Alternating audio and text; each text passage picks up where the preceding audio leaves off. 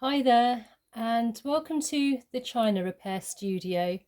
So today I thought we would rub down some Milliput on this lovely Chinese bowl.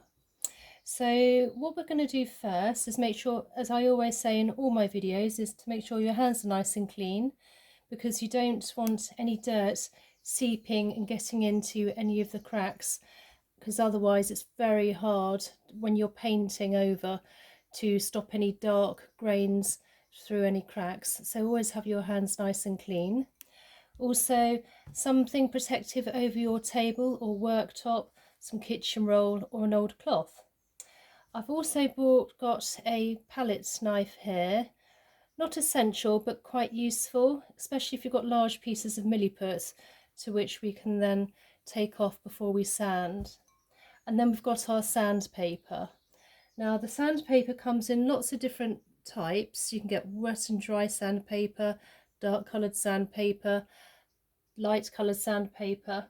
The one I have here, I think it says here made in Germany.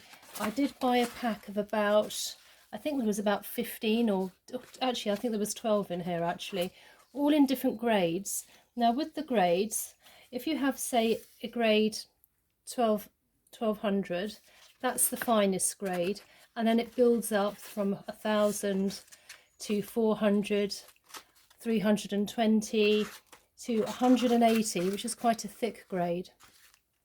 Now when you're dealing with china and porcelain, you don't want anything to be too harsh, because if you have anything too hard when you're going to sand, you're going to scratch the surface of the original piece of pottery or china or porcelain. So I think let's start with a grade which is perhaps, let's have a look, maybe let's try a 400. So what you would do, you would just take off a piece, and we'll try that first. So for instance, I've got some, you can see here at the back here as well.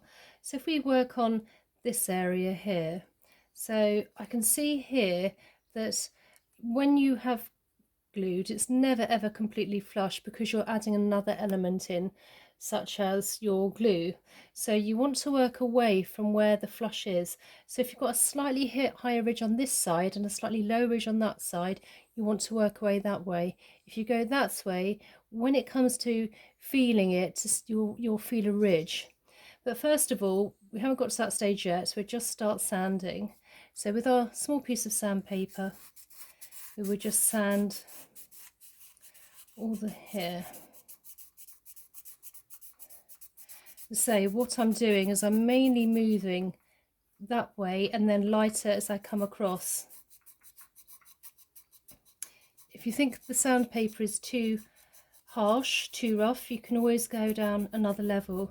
You're best to judge with, depending on the ceramic you're fixing.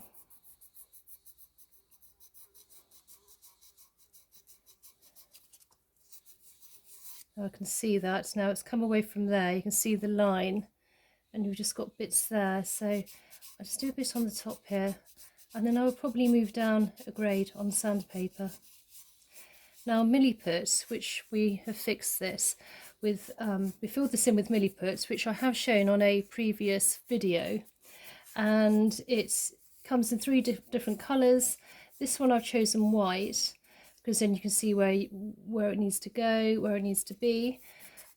But they do come in also a yellow, and I think in a brown as well, a terracotta. So if you're working with, say, pottery, you would use the terracotta. So you keep working that.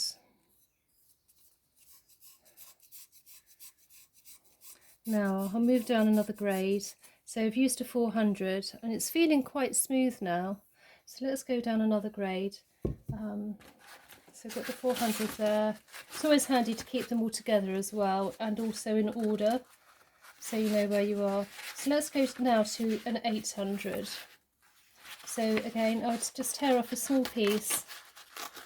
You don't need much, you can keep going along.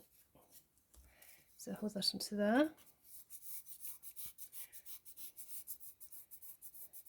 Milliput, when it dries, the Milliput takes roughly around, once you applies the Milliput onto your piece of ceramic or porcelain or china, it roughly takes around 24 hours for it to dry out completely, and then you can start sanding. If you sand too early and it's still quite tacky or soft, it does tend to squidge everywhere and you don't get a flush, and it's not so good.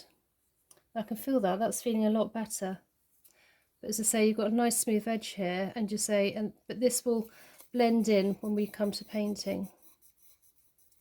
That's looking better. So once I've done that, and I'm quite happy, for instance, on this area, I've got a bit more there, I would then move down another level of sandpaper. So probably one more before the micromesh. So that's feeling pretty good. So I would then move down to maybe 1,000 and then finish off with a 1,200. So we've got the 1,000 here.